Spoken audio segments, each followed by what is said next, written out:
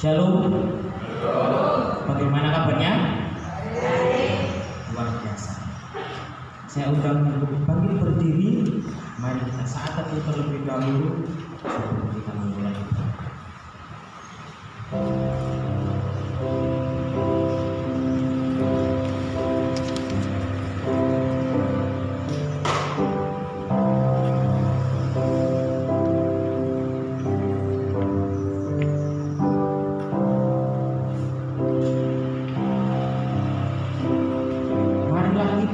Bersorak-sorai untuk Tuhan, bersorak-sorai bagi gunung, batu keselamatan kita, bersorak-sorak baginya dengan nyanyian mazmur, sebab Tuhan adalah Allah yang besar dan Raja yang besar mengatasi segala. Pertolongan kita adalah dalam nama Tuhan yang menjadikan langit dan bumi, kasih karunia dan damai sejahtera dari Allah Bapa kita dan dari Tuhan Yesus Kristus menyertai. Pada saat ini kita datang ke tempat ini untuk memberikan hormat bagi Allah, karena Tuhan sajalah, Allah sajalah yang patut kita hormati, yang patut kita sembah, kita patut kita tinggikan. Mari kita pujikan satu pujian hormat bagi Allah.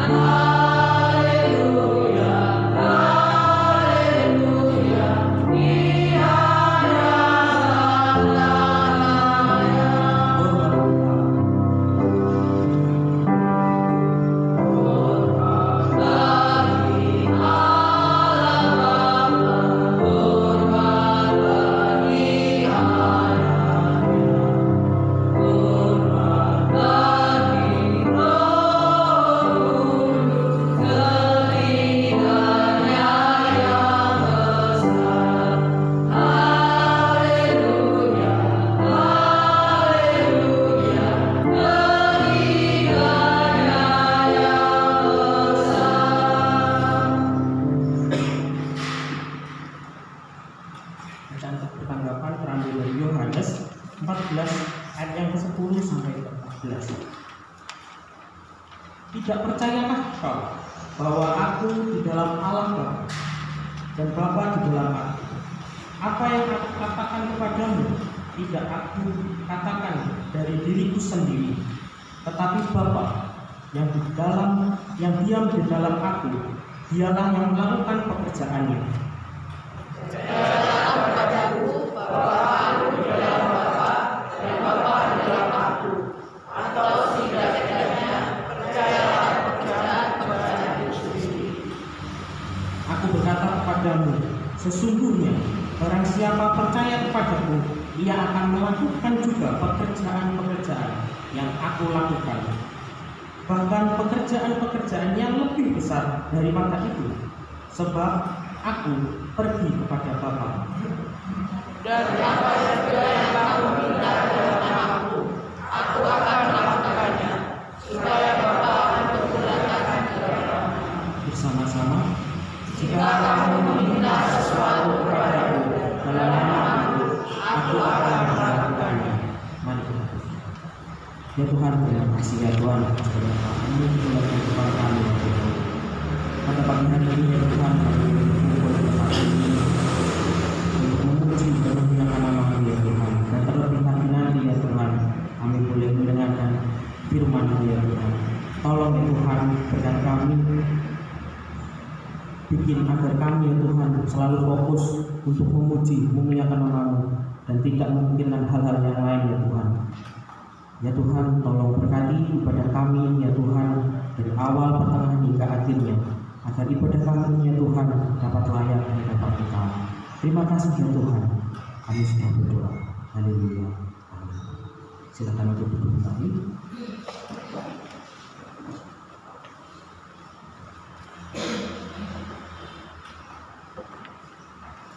Dalam kehidupan kita pasti tidak akan lepas dari orang yang besar. Kita pasti menyakiti teman-teman kita, saudara kita, orang tua kita, anak kita. Tapi pada saat hari ini kita mau mengakui dosa-dosa kita yang dilakukan di dalam satu minggu ini, agar Tuhan melayani hidup kita untuk lebih baik lagi. Mari sebelum kita mengakui dosa-dosa kita, mari kita pujikan satu pujian, Aku Datang ke Sana.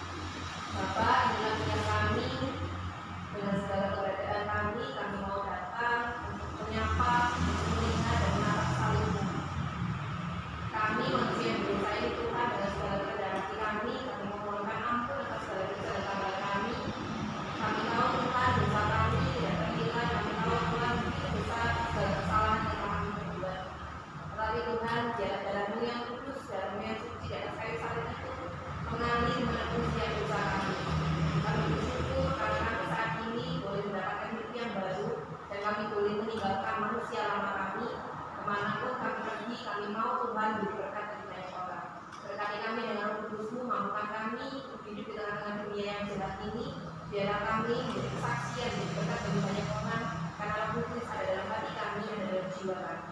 Kami rindu Tuhan memasuki ibadah itu lebih dalam lagi. Terima kasih atas pengampunan-Mu, dan kami tak memohonkan Roh Kudus memimpin kehidupan kami di masa mendatang supaya kami sebangga dan sepadan. Terima kasih Yesus, terima kasih Roh Kudus, kami bersyukur. Haleluya. Kita akan mengambil dari 1 Yohanes 2 ayat yang pertama sampai 2. Anak-anakku, hal ini kutuliskan kepadamu supaya kamu jangan berbuat dosa. Namun jika seorang berbuat dosa, kita mempunyai seorang pengantara kepada Bapa, yaitu Yesus Kristus yang adil, dan Ia adalah pendamai untuk segala dosa kita, dan bukan untuk dosa kita saja, tetapi untuk dosa seluruh dunia. Petunjuk hidup baru terambil dari Yesaya 36 ayat yang ke-26. Kamu akan diberikan hati yang baru dan roh yang baru di dalam batinmu, dan aku akan menjauhkanmu dari tubuhmu hati yang keras, dan kuberikan kepadamu hati yang tenang. Kita telah diampuni dosa-dosa kita oleh Yesus Kristus yang mati dan kayu salib. Untuk meresponi kita anugerah dan petunjuk hidup baru, mari kita pujikan satu pujian. Mari puji akan Tuhan.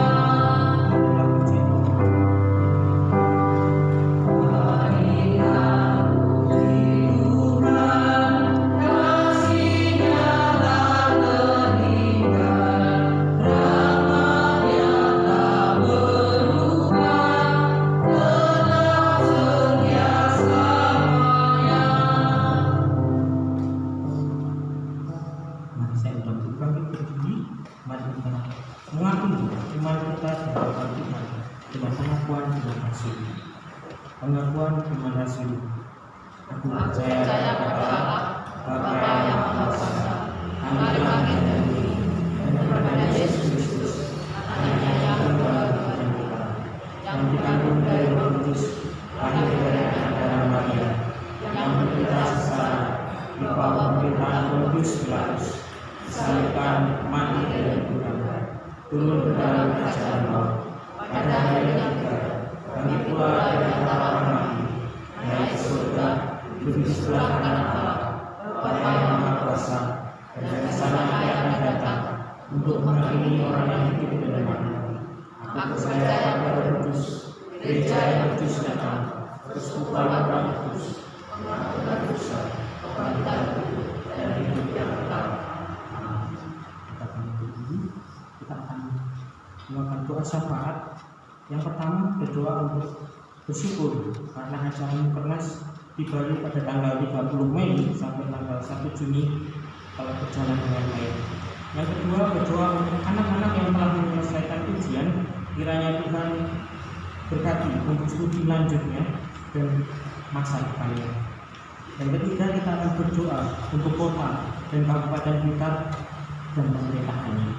Mari kita angkat 3 pokok doa syafaat kita pada hari ini bersama-sama. Yaitu Tuhan Yesus dan bersyukur untuk kasih dan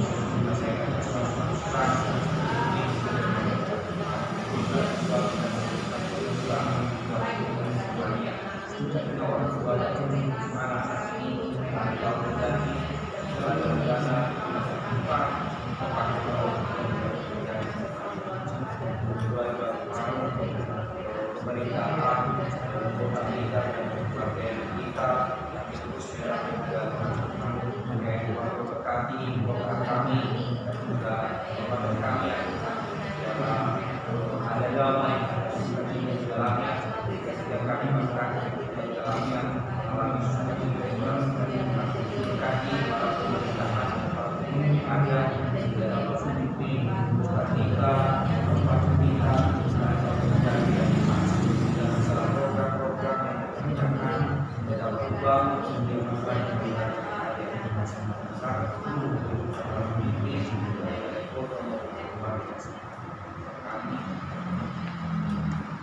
Inilah doa kami ya Tuhan, bersyukur syafaat kami ya Tuhan. Kami naikkan harta kami ya Tuhan. Kalau Tuhan kau jawab sesuai dengan kehendakmu dan sesuai dengan waktumu. Terima kasih ya Tuhan. Haleluya. Amin. Silakan duduk kembali.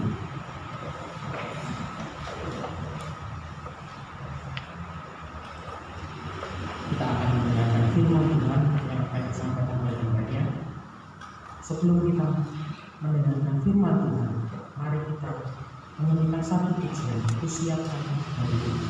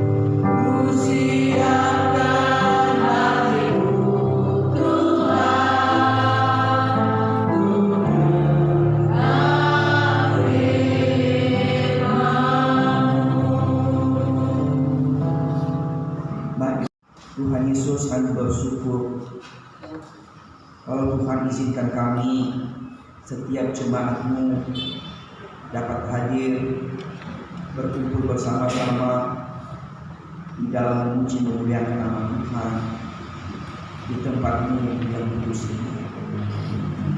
Saat ini ya Tuhan, kami jemaat-Mu, kami mau belajar kebenaran firman-Mu. Namun kami sadar bahwa kami tidak mampu memahami firman-Mu dengan kekuatan kami sendiri. Untuk itu kami mohon Roh Kudus-Mu menolong kami untuk mengerti, memahami apa yang Tuhan mau di dalam firman-Mu saat ini. Kiranya Tuhan tolong, biar kami fokus yang baik, biar kami kesiapan hati, kesungguhan hati di dalam mendengarkan sabda-Mu saat ini, sehingga ketika kami pulang dari tempat ini, kami membawa kebenaran firman-Mu di dalam kehidupan kami. Berkati setiap kami ya Tuhan, dan kami kesungguhan hati di dalam belajar firman Tuhan saat ini. Berkati juga Tuhan untuk hamba-Mu yang terbatas di dalam menyampaikan firman ini. Mohon hikmat yang berasal dari Tuhan, sehingga hamba-Mu dapat menyampaikan firman-Mu sesuai seturut dengan kehendak-Mu. Serahkan Tuhan waktu pemberitaan firman ini dari awal pertengahan hingga akhirnya. Biarlah nama Tuhan dan kuasa Tuhan yang terjadi di dalam kehidupan kami. Doa kami hanya di dalam nama Tuhan Yesus, kami berdoa dan mengucap syukur. Amin. Selamat pagi Bapak Ibu. Selamat pagi. Bagaimana kabarnya? Sekali lagi salam semuanya. Kita bersyukur ya kalau hari ini kita sudah berada di bulan ke-6 di tahun 2023. Kita sudah berada di tanggal 4 hari ini ya Bapak Ibu. Itu semua bukan karena kekuatan kita, semua hanya anugerah Tuhan. Kalau kita berada berkumpul bersama-sama di dalam memuji Tuhan. Bapak Ibu, mari kita sebagai umat yang mengasihi Tuhan, mari kita membuka Alkitab kita di dalam belajar firman Tuhan hari ini di dalam 1 Samuel pasal 2 ayat yang pertama hingga ayatnya yang ke-10. 1 Samuel pasal 2 ayat pertama hingga ayatnya yang ke-10. Sudah didapatkan Bapak Ibu? Saya mengajak kita membaca firman Tuhan ini secara bertanggapan. Saya akan membacakan ayat yang pertama, Bapak Ibu, saudara-saudariku, ayat yang kedua hingga sampai nanti kita di ayat yang ke-10. Dengan judul berkor puji-pujian Hana. Lalu berdoalah Hana, katanya, hatiku bersukaria karena Tuhan, tangguh kekuatanku ditinggikan oleh Tuhan, mulutku mencemoohkan musuhmu, sebab aku bersukacita karena pertolongan. 1, 2, 3. Tidak ada yang kudus seperti Tuhan, sebab tidak ada yang lain kecuali Engkau, dan tidak ada pun batu seperti Allah kita. Janganlah kamu selalu berkata sombong, janganlah caci maki keluar dari mulutmu, karena Tuhan itu Allah yang Maha Tahu, dan oleh Dia perbuatan-perbuatan dipuji. Susur pada pahlawan kita, tetapi orang-orang yang terduyun hidupnya menggunakan kekuatan. Siapa yang kenyang dahulu sekarang menyewakan dirinya karena makanan, tetapi orang yang lapar dahulu sekarang boleh beristirahat. Bahkan orang yang mandul melahirkan 7 anak, tetapi orang yang banyak anaknya menjadi layu. Tuhan mengatakan dan menentukan, Dia memberikan kepada orang lain dan melakukan dari sana.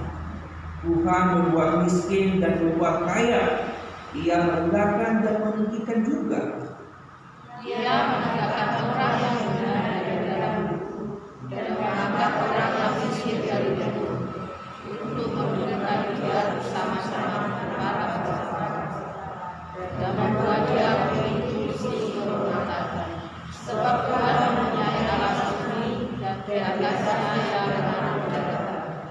Langkah kaki orang-orang yang dikasihinya di dunia, tetapi orang-orang fasik akan mati binasa dalam kegelapan, sebab bukan oleh karena kekuatannya sendiri seseorang berkuasa. Orang yang berbakti dengan Tuhan akan diberikan atas mereka yang menuntut bulan. Tuhan mengambil bumi sampai ke ujung-ujungnya. Ia memberi kekuatan pada raja yang diangkatnya dan meninggikan lalu kekuatan orang yang berbakti. Demikian jauh pembacaan kita hari ini, Bapak Ibu, yang dikatakan adalah berbahagialah setiap kita yang membaca, merenungkan, terlebih yang melakukan firman Tuhan itu di dalam kehidupan kita hari lepas hari. Saudaraku, hari ini kita belajar satu tema atau dari satu kehidupan untuk Alkitab, yaitu doa Hana, ya. Doa Hana.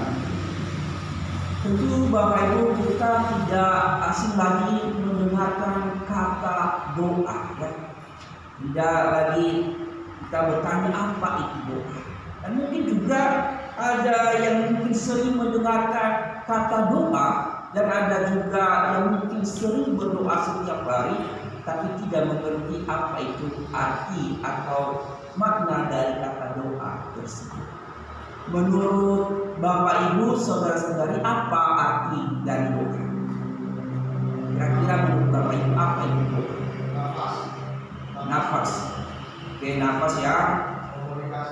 Komunikasi. Apalagi Bapak Ibu? Apalagi arti kata dari doa?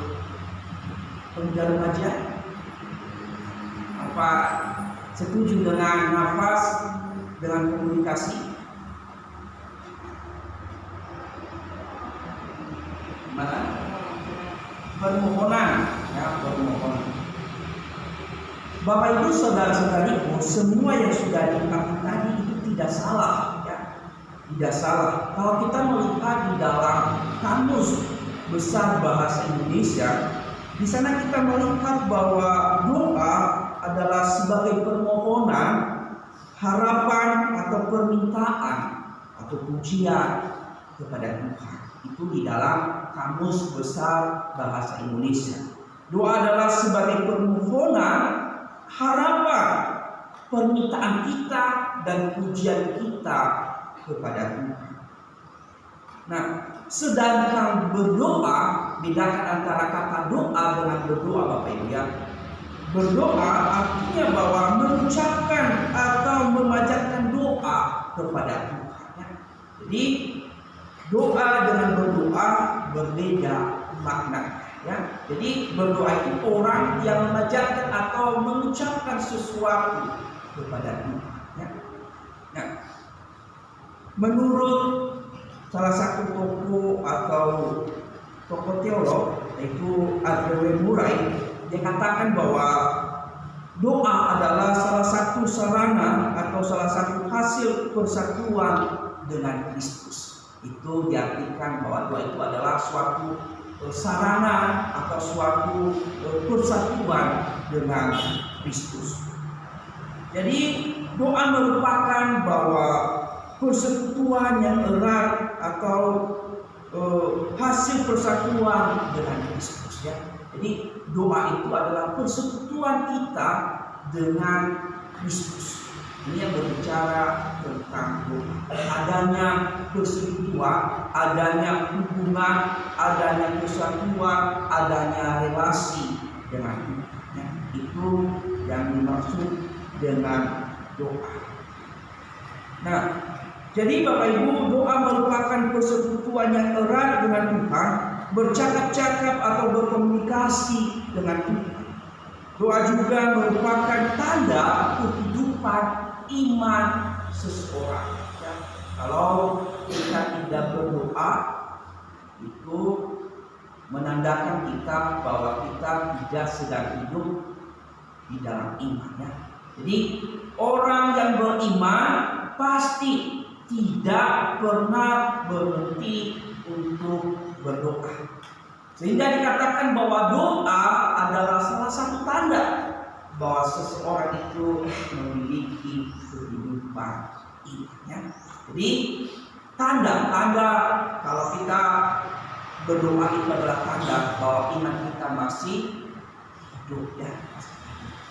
Nah, seperti juga tadi yang dikatakan pinjaman populer saat ini mengatakan bahwa doa itu selain percakapan dengan Tuhan, selain sebagai komunikasi dengan Tuhan, doa juga dikatakan bahwa nafas orang percaya. Ya, seperti yang dikatakan Bapak tadi ya, bahwa doa adalah satu komunikasi dengan Tuhan.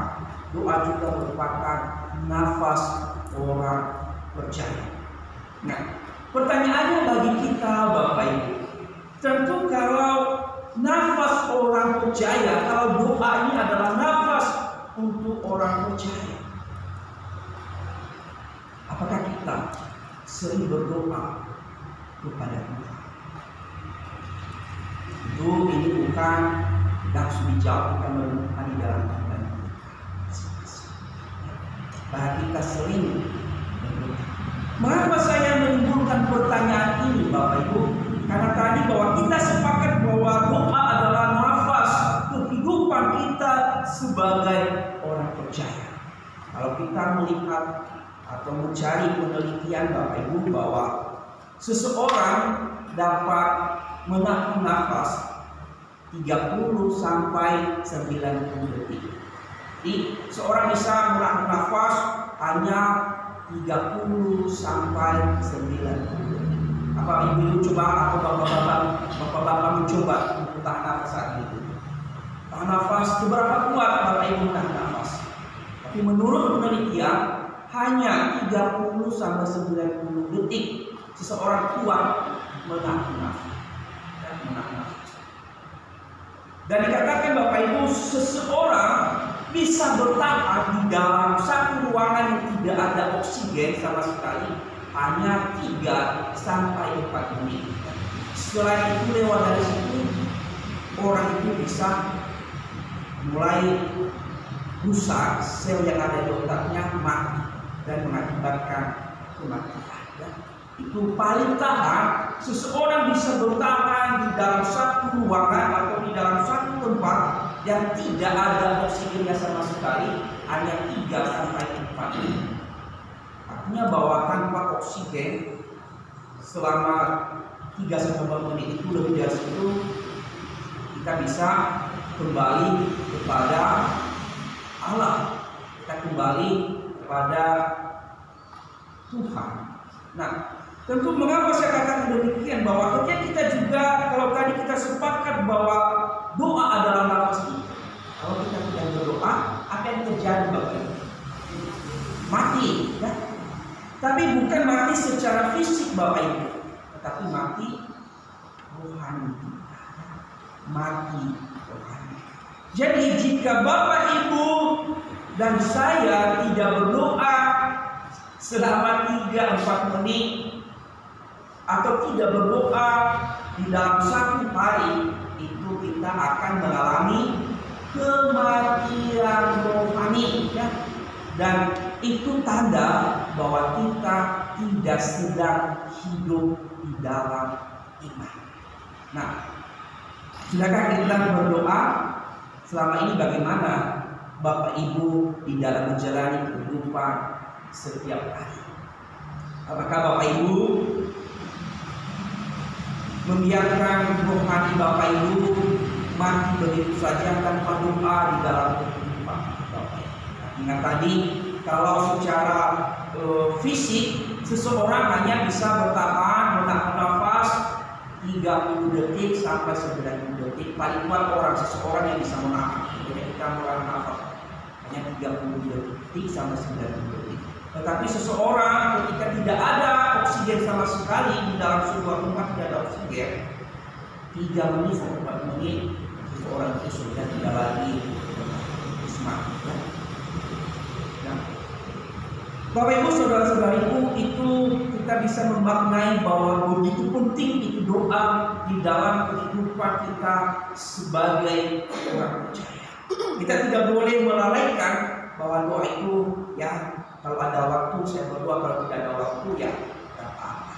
Ingat tadi bahwa doa begitu penting di dalam kehidupan kita sebagai orang percaya. Karena doa itu adalah kekuatan kita. Doa itu adalah nafas kita. Kalau kita tidak bernafas, apa yang terjadi? Mati. Jadi disinilah kita bukan hanya sekedar memaknai bahwa doa adalah nafas, tapi kita tidak berdoa, sama aja kita tidak memahami arti kata doa. Ya. Bapak Ibu saudara-saudariku, dalam pembacaan kita hari ini kita belajar dari kehidupan seseorang yang bernama Hana. Ya, di dalam pembacaan kita ini kita belajar dari kehidupan seorang Hana. Perlu kita ketahui siapa ini Hana. Ya, siapa ini Hana? Kita tahu kalau kita membaca di dalam pasal 1 Bapak Ibu, di dalam pasal 1 Samuel pasal 1, di situ kita melihat bahwa Hana ini adalah seorang perempuan atau istri yang bernama Elkana.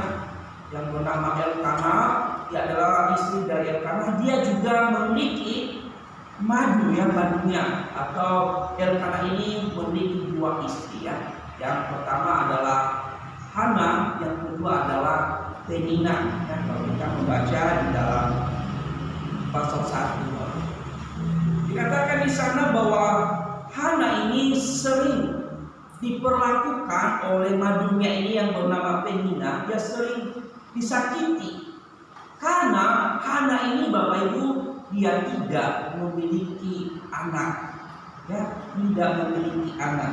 Nah, karena dia tidak memiliki anak dan si Penina ini sering menyakiti dia. Dikatakan Bapak Ibu kalau kita melihat di dalam pasal 1 ayat 6 sampai ayat 7, setiap kali Hana mau pergi untuk berdoa kepada Tuhan atau memberikan persembahan kepada Tuhan di Silo, dan Penina ini mencari gara-gara kepada Hana ini supaya Hana ini bisa marah sehingga tidak jadi untuk berdoa. Nah, jadi itu yang dirasakan, itu yang dialami oleh Hana. Dan Hana ini adalah orang yang setia di dalam berdoa. Dikatakan suatu ketika Hana pergi di tempat di Silo saat itu, di mana tempat itu adalah tempat untuk berdoa kepada Tuhan. Di mana di situ ada Imam Eli saat itu. Dan ketika itu Hana berdoa meminta kepada Tuhan seorang anak laki-laki, sekaligus Bapak Ibu dia bernazar kepada Tuhan. Permohonannya kalau kita bisa melihat dinyatakan di sana, dia meminta Tuhan, jikalau Engkau berkenan kepada hamba ini, berikan hamba seorang anak laki-laki, dan ketika nanti sudah Tuhan berikan, saya akan memberikan anak itu seumur hidupnya kepada Tuhan. Ini yang dipanjatkan, inilah doa yang dinaikkan oleh Hana yang tidak memiliki anak. Dikatakan Bapak Ibu bahwa setahun kemudian setelah Hana menaikkan permohonan kepada Tuhan dan berjanji kepada Tuhan atau bernazar kepada Tuhan, Tuhan menjawab doa Hana. Setahun kemudian Tuhan menjawab doa Hana. Hana mengandung lalu melahirkan seorang anak, lalu dikasih nama yaitu Samuel. Nah, ketika anak itu atau Samuel sudah lahir Bapak Ibu, dikatakan dia menunggu waktu ketika Hana itu waktunya sudah bisa anak itu disakti dari ibunya atau dipisahkan dari ibunya, yang menyerahkan kepada Tuhan, diberikan kepada Tuhan sesuai dengan apa yang sudah dinazarkan saat itu. Dia bawa ke rumah Tuhan di bawah bimbingan Imam Eli saat itu. Kalau kita melihat di dalam ayat 24 sampai 28 pasal 1. Jadi ketika Hana mendapatkan Samuel, ketika Tuhan sudah memberkati Hana dengan memberikan Samuel, Hana tidak lupa janji, Hana tidak lupa nazarnya kepada Tuhan. Sekalipun itu bayi Samuel itu atau Samuel itu mungkin ganteng saat itu, apalagi satu-satunya itu adalah disayang, pasti disayang oleh Hana. Tetapi Hana tidak hanya melihat pada berkat yang diberikan oleh Tuhan. Dia tidak lupa janjinya kepada Tuhan. Dia menyerahkan Samuel, dia menepati janji diberikan kepada Tuhan. Samuel itu seumur hidupnya untuk menjadi alat Tuhan di bawah bimbingan imamnya. Nah, setelah dia memberikan atau menyerahkan Samuel kepada Tuhan di bawah bimbingan Imam Eli, Bapak Ibu, Hana di dalam pasal 2 ini dia menaikkan doa. Kalau di dalam pasal 1 tadi adalah doanya adalah doa sebagai permintaan, permohonan atau sebagai pergumulan, tetapi di dalam pasal 2 ini doa Hana berubah dan meminta menjadi bersyukur. Nah, kalau di pasal 1 Hana meminta kepada Tuhan, Tuhan berikan saya anak, dan jika Tuhan berkenan memberikan saya anak, saya akan memberikan anak itu kepada Tuhan.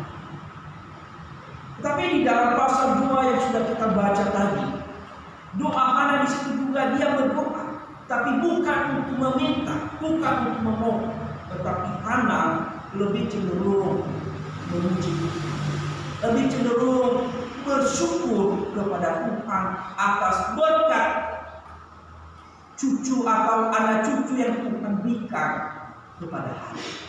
Nah, di dalam pasal 2 ini Bapak Ibu kita melihat bagaimana Hana bersyukur kepada Tuhan, bagaimana dia menaikkan pujian kepada Tuhan, bagaimana dia mengenal Tuhan lebih dalam lagi ketika Tuhan sudah menjawab doanya atau permohonan di dalam pasal 1. Mari kita melihat Bapak Ibu tentang ucapan syukur Hana, tentang pujian Hana atau doa Hana di dalam pasal 2 ini, ya, di dalam pasal 2 ini.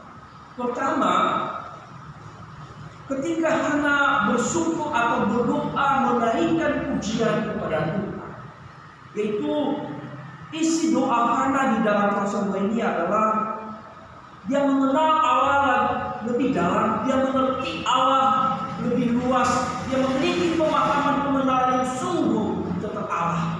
Perhatikan di dalam ayatnya yang pertama hingga ayatnya yang ketiga. Pujian Hana adalah Allah adalah sumber kekuatan dan pertolongan. Allah itu kudus dan maha tahu, dan tidak ada Allah seperti Allah. Jadi di dalam pujiannya, di dalam ucapan syukurnya, Hana mengenal Allah bahwa Allah itu adalah kekuatan, dan Allah itu adalah maha kudus, Allah itu adalah maha tahu, Allah itu adalah tidak ada bandingnya. Jadi di dalam doa Hana di dalam pasal 2 ini dia lebih menaikkan, meninggikan nama Tuhan di dalam doa ini. Dia tidak lagi meminta, dia tidak lagi memohon, tetapi dia menaikkan pujian kepada Tuhan. Dia memahami Tuhan bahwa Tuhan itu adalah maha kuasa, Tuhan itu adalah kekuatan ketika kita bersandar kepada Tuhan. Tuhan itu adalah satu-satunya pertolongan bagi umatnya. Tuhan itu adalah kudus, suci adanya. Tuhan itu adalah tidak ada bandingnya bagi Allah-Allah yang disembah oleh orang-orang yang tidak. Berkat yang diberikan Tuhan kepada Hana. Hana dengan berkat itu Hana semakin mengenal Tuhan. Jawaban doa Hana membuat Hana semakin dekat dengan Tuhan. Jawaban doa Hana semakin mengerti siapa Tuhan di dalam hidup. Berkat yang didapatkan Hana membawa dia lebih mengenal Allah lebih sungguh. Dia tidak fokus hanya pada berkat. Hana tidak menjauhkan diri ketika dia sudah mendapatkan berkat lalu melupakan Tuhan di dalam hidup.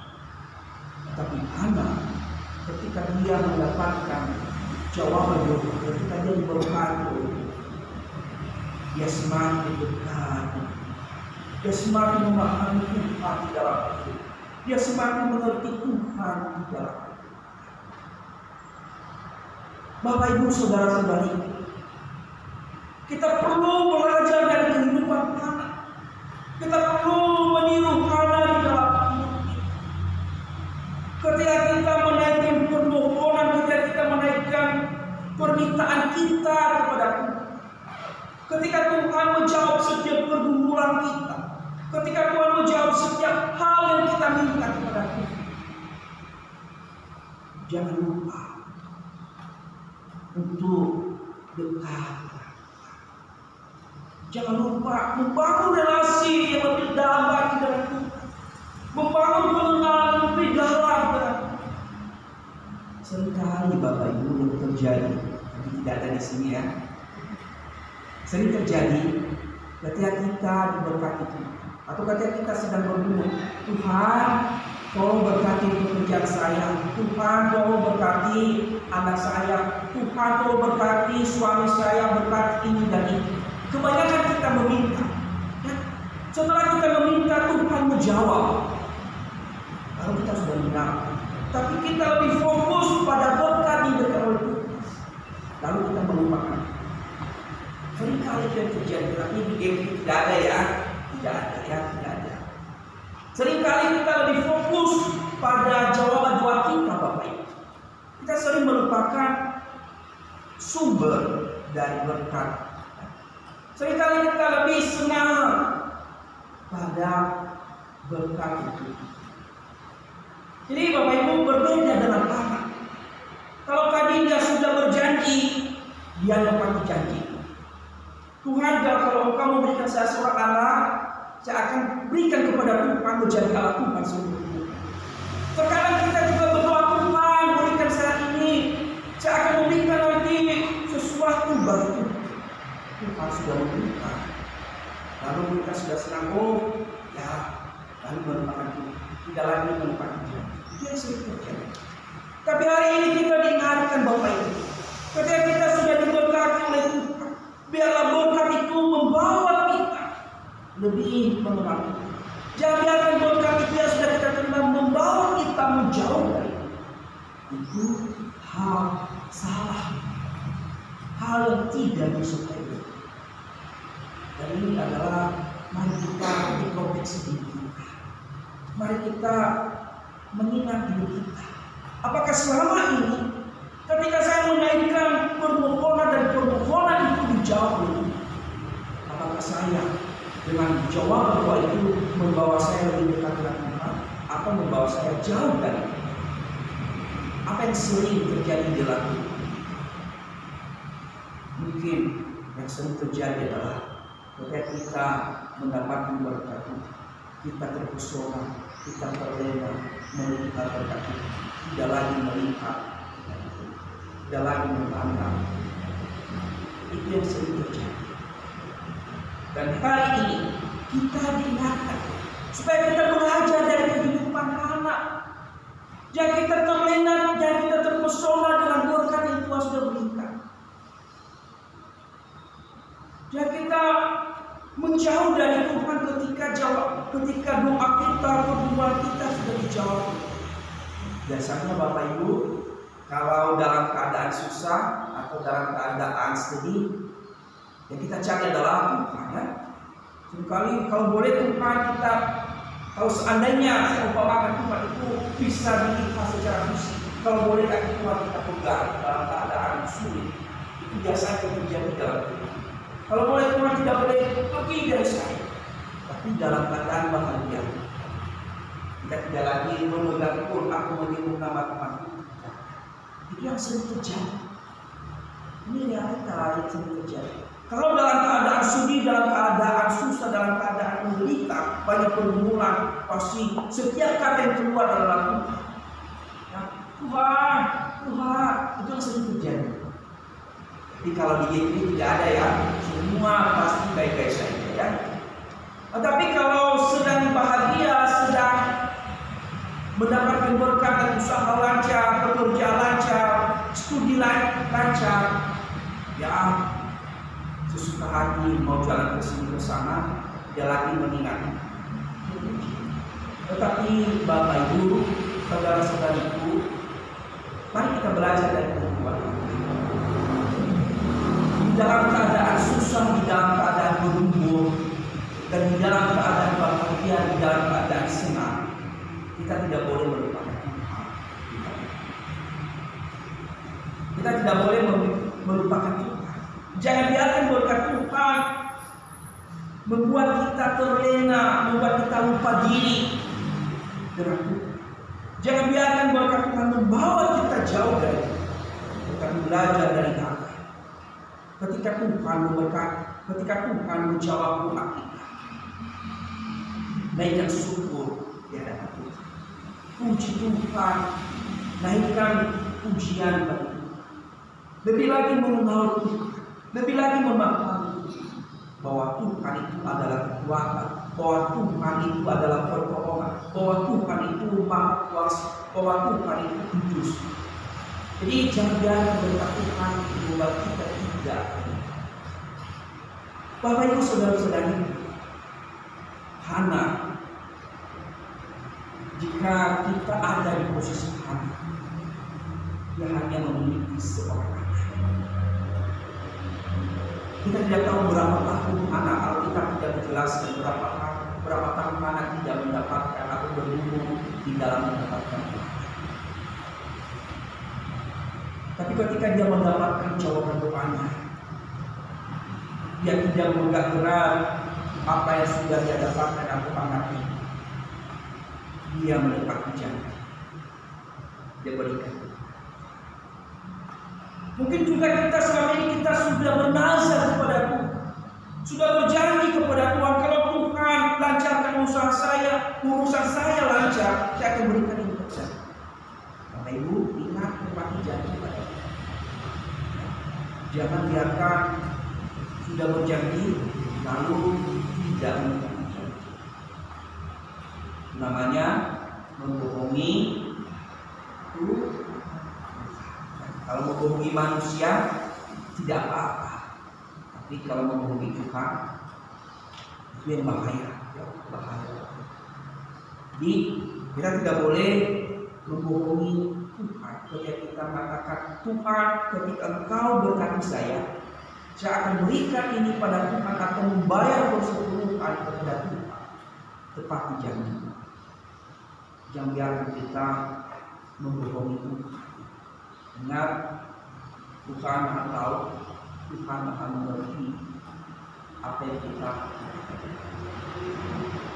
Jadi jangan juga ketika kita sudah diberkati Tuhan, jangan kita melupakan Tuhan. Mari kita seperti anak, kita naikkan syukur kepada Tuhan. Ketika kita sudah diberkati, kita berdoa, mendekati Dia. Kita membawa kita, oh ini Tuhan saya seperti ini, dia bisa menjawab permohonan saya.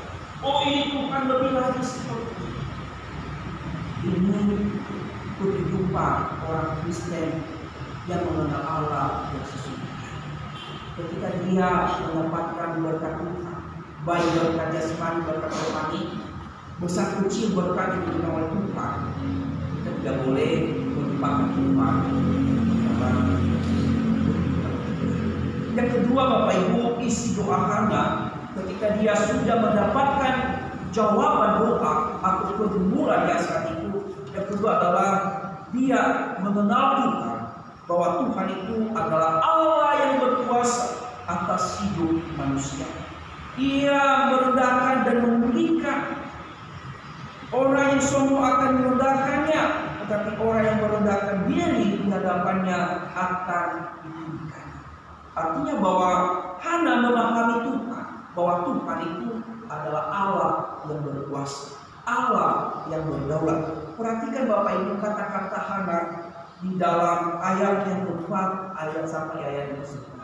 Di situ dia membuat perbandingan bagaimana Tuhan membuat orang-orang yang meninggikan diri direndahkan oleh Tuhan, orang yang sederhana ditinggikan oleh Tuhan, orang yang miskin diangkat oleh Tuhan, orang yang kaya direndahkan oleh Tuhan ketika tidak sesuai dengan.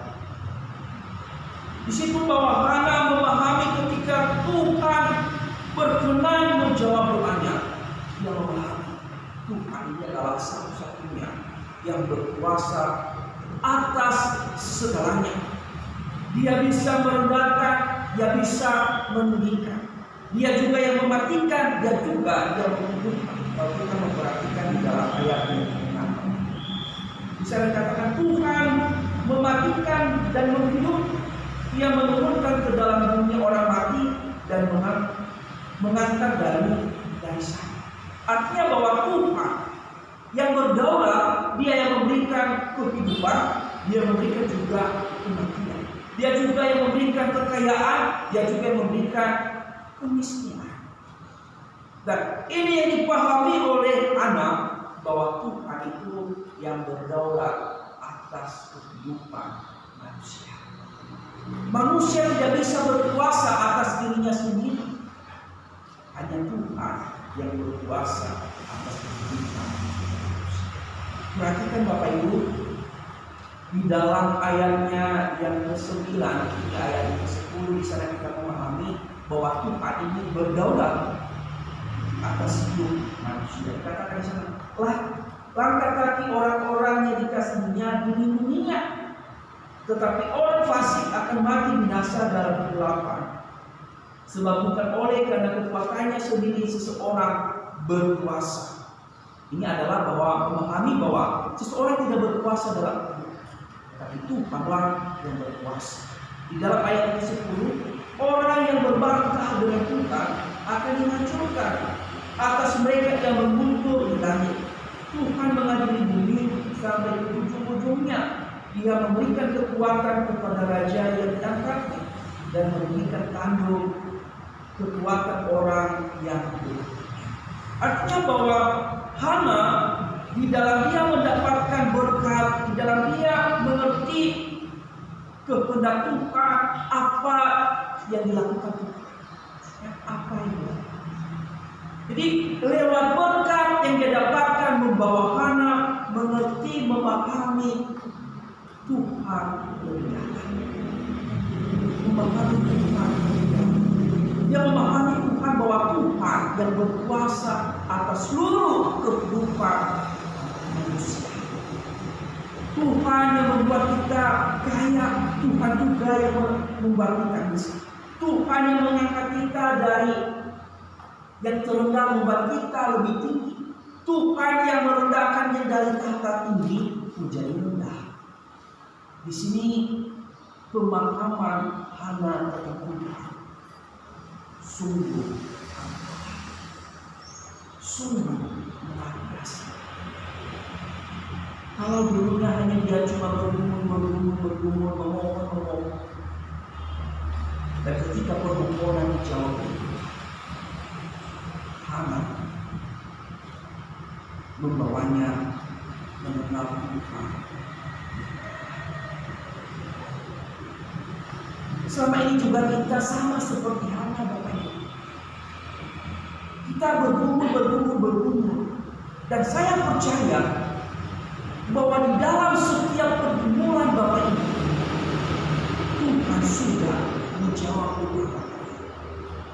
Dan pertanyaannya, apakah di dalam jawaban doa Bapak Ibu itu membawa Bapak Ibu mengenal Allah lebih dalam, atau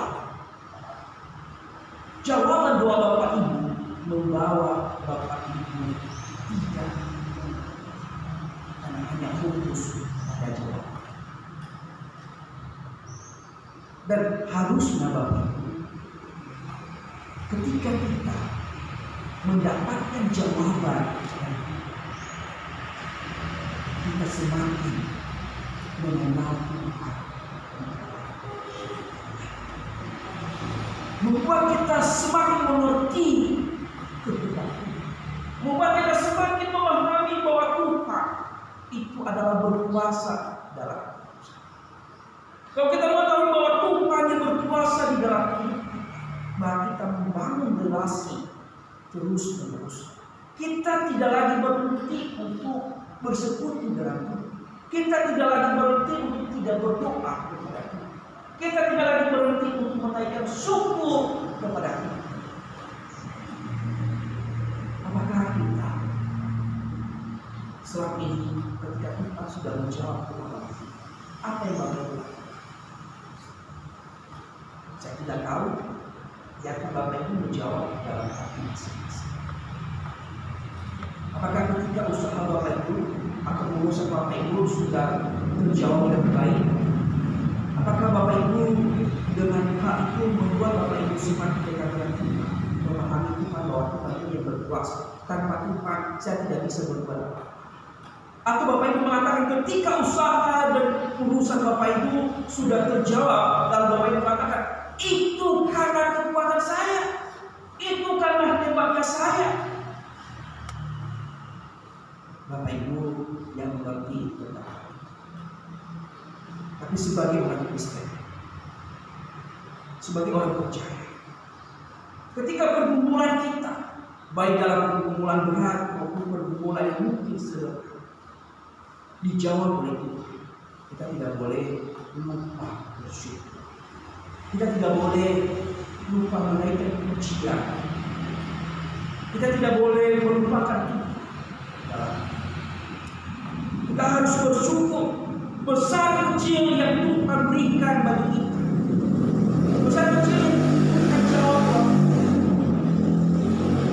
Bahwa kita bersyukur membawa kita lebih dalam. Orang yang bersyukur tidak mungkin tidak membangun relasi. Itu ketika dia mendapatkan jawaban doa,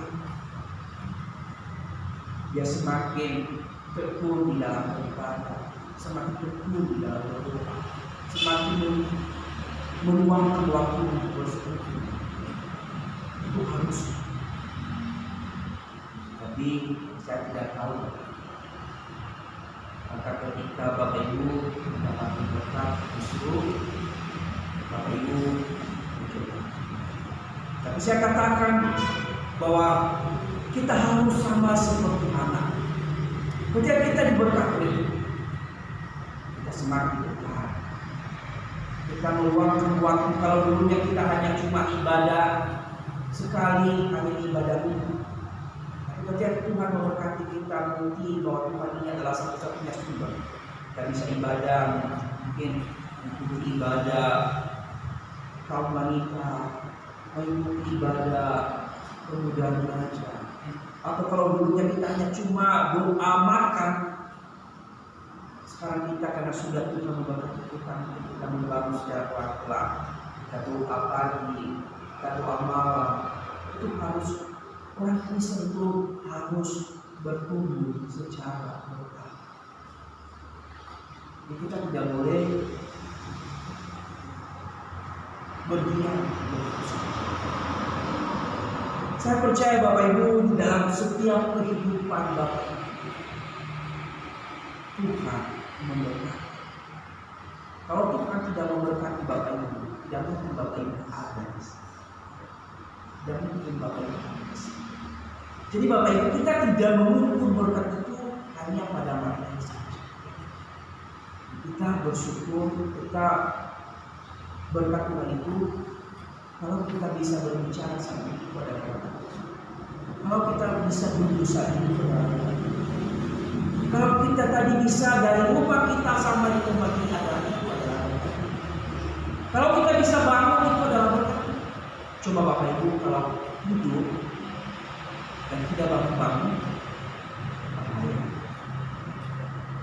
Bisa nanti diadakan doa bismillah bangun. Tapi kalau Bapak Ibu bangun, itu adalah berkat. Ingat sekali lagi bahwa jangan mengukur berkat Tuhan hanya pada materi, Bapak Ibu.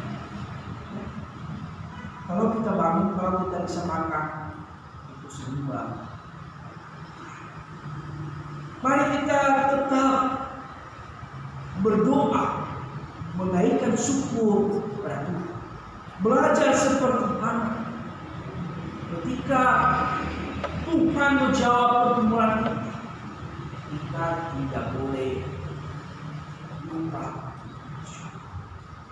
Apa yang membuat kita tidak bisa bersyukur, Bapak Ibu? Apa yang membuat kita tidak bisa lagi dekat dengan Tuhan? Karena kita tidak pernah puas dengan jawaban yang kita. Banyak kan orang, Bapak Ibu, ketika doanya sudah dijawab oleh Tuhan masih belum puas.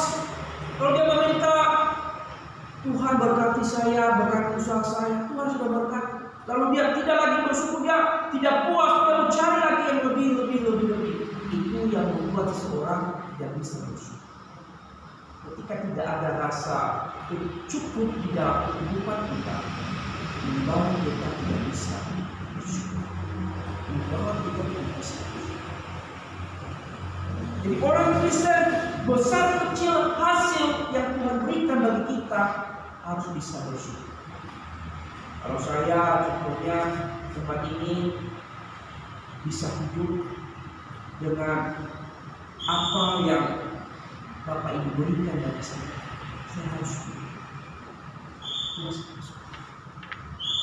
Tapi ketika tidak bersyukur dengan Tuhan yang sudah Tuhan berikan, yang membawa kita tidak bisa mengenal Tuhan. Jadi Bapak Ibu, besar kecil yang Tuhan titipkan bagi Bapak Ibu harus selalu bersyukur. Harus selalu bersyukur. Kita tidak boleh kurang Tuhan. Harus selalu kurang. Itu yang membuat kita tidak mengenal Tuhan. Itu yang membuat kita tidak memahami Tuhan. Karena tidak ada kepuasan. Bapak Ibu saudara-saudara, mari kita sebagai orang percaya, sebagai orang Kristen, belajar dari Tuhan. Kita berdoa, kita tetap bersyukur atas pertolongan Tuhan.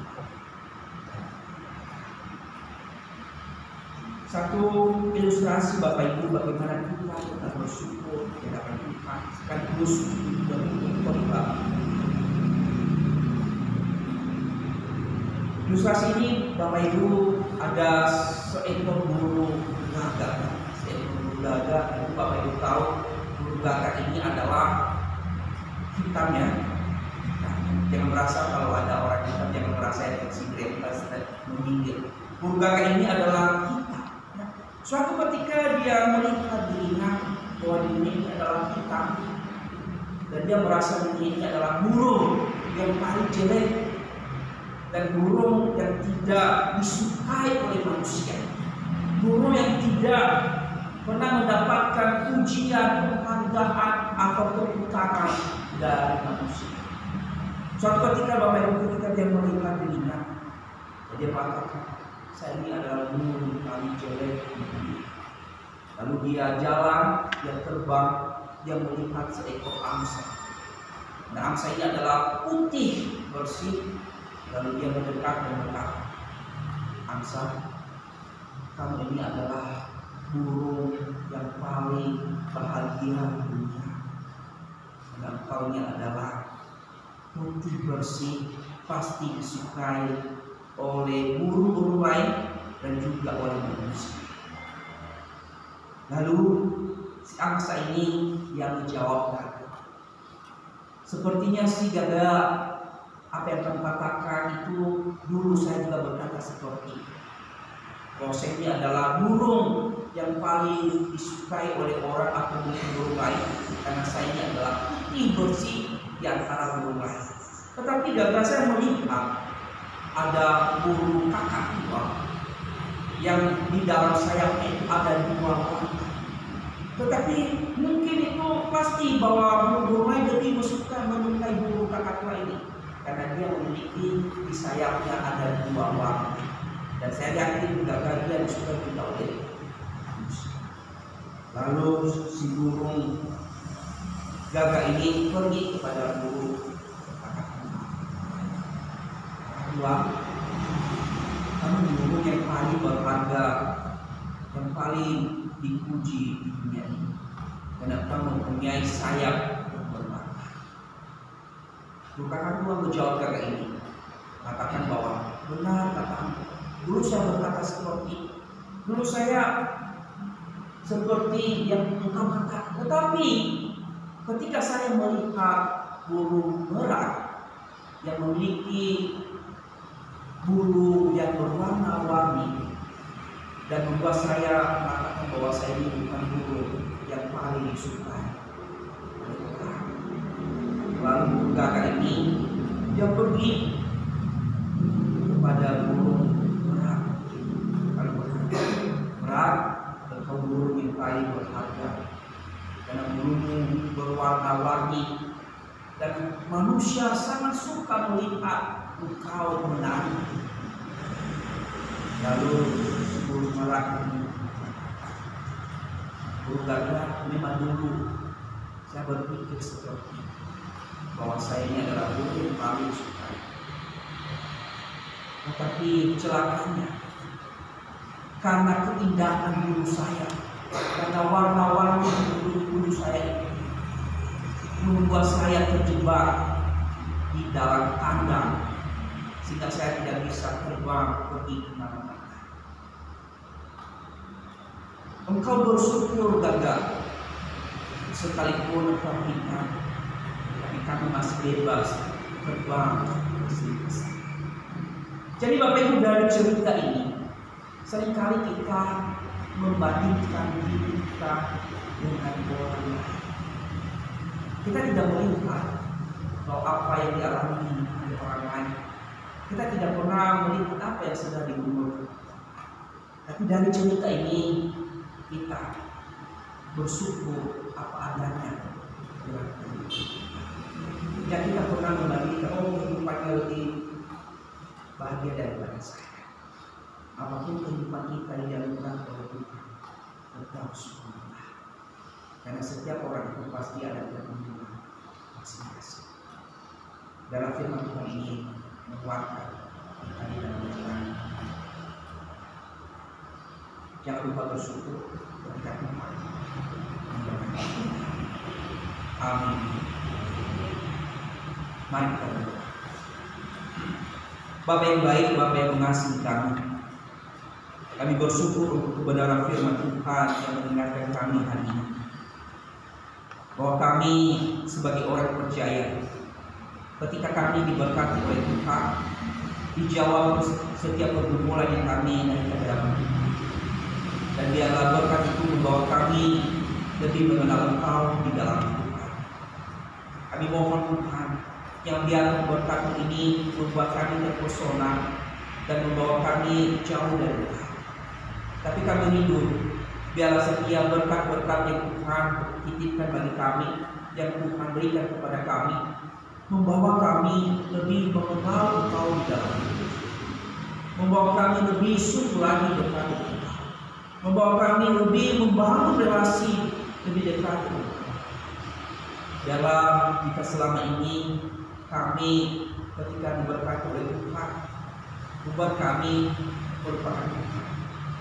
Ampuni kami ya Tuhan. Tapi biar masa-masa yang akan datang, ketika Tuhan memberkati kami semakin mendekatkan diri di dalam Tuhan. Atau kami juga ketika kami berjanji di dalam Tuhan, Tuhan, ampuni kami jika selama ini Kami sudah bernajak tapi kami tidak menepati janji. Ampuni kami. Tapi ketika kedepannya kami bernajak, kami mau menepati janji kami di hadapan Tuhan. Karena itu ya Tuhan kehendaki. Biar firman-Mu pagi hari ini terus menumbuhkan iman kami, terus menguatkan setiap kami di dalam menghadapi setiap tantangan, setiap pergumulan di dalam kehidupan kami.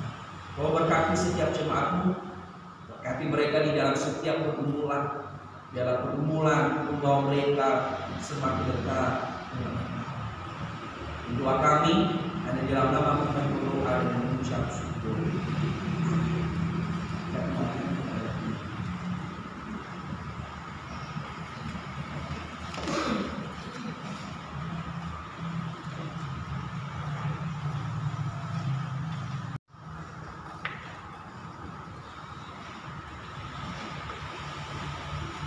Kita akan mendengarkan firman Tuhan.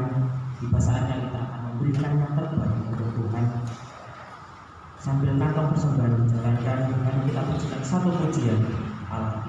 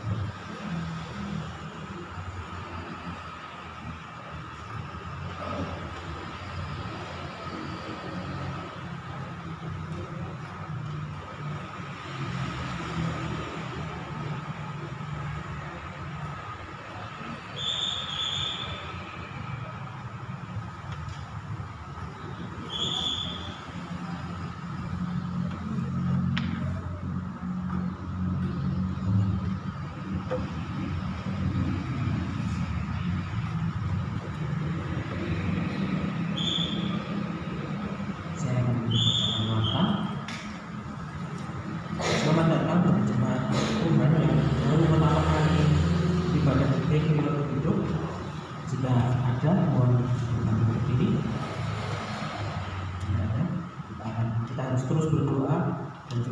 pemberitaan firman dan jemaat yang baru bisa hadir di tempat ini. Jadi ini persembahan dijalankan 2 kali.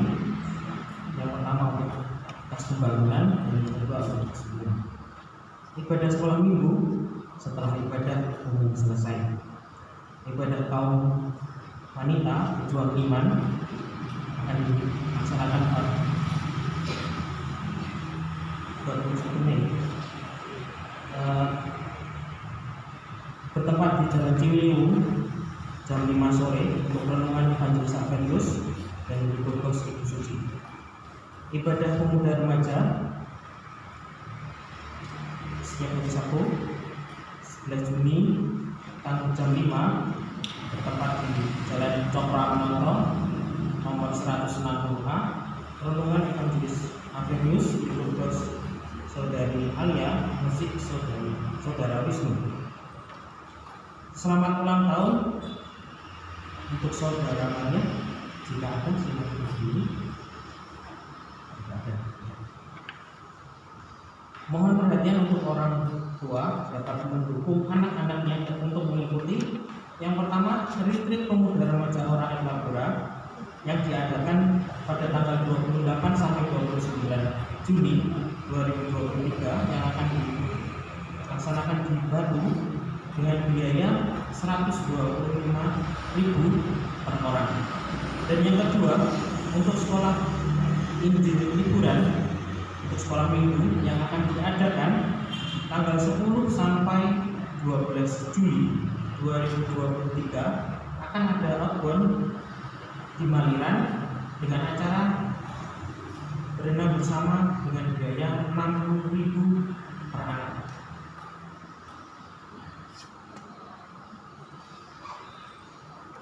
Untuk laporan persembahan sudah tertera. Jika ada kekeliruan bisa menghubungi kami.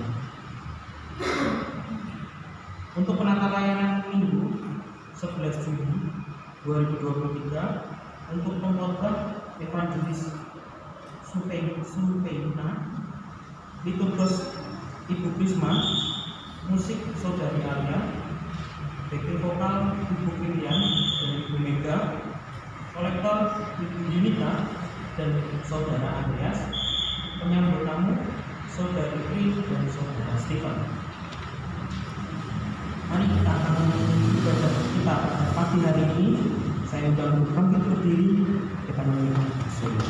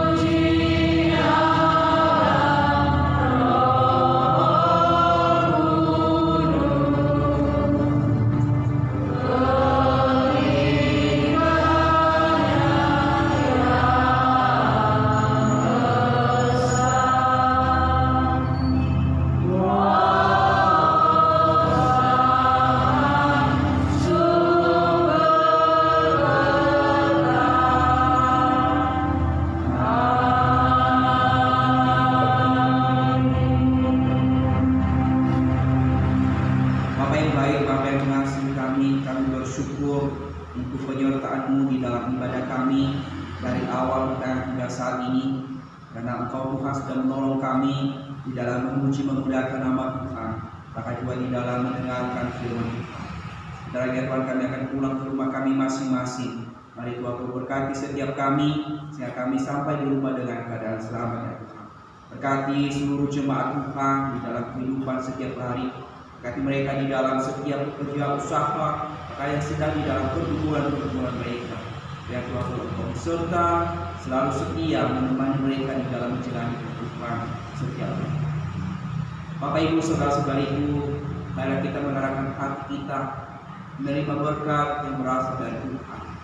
Ingat firman Tuhan bahwa jangan biarkan berkat Tuhan membawa kita menjauh dari Tuhan, tapi biarlah berkat Tuhan yang sudah kita terima membawa kita lebih dekat dan lebih mengenal Tuhan di dalam hidup kita. Terimalah berkat dan berasa kita. Kasih dari Allah Bapa, kasih dari Yesus Kristus, dan persekutuan dari Roh Kudus menyertai kita dari saat ini dan sampai kedatangan Kristus yang kedua. Amin.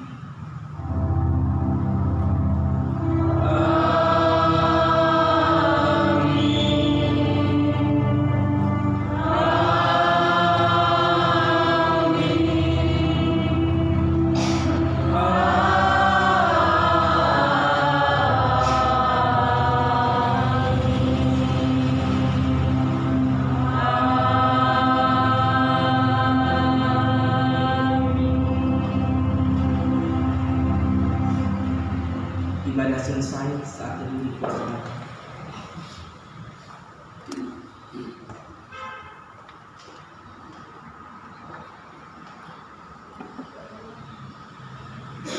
Saat dulu selesai.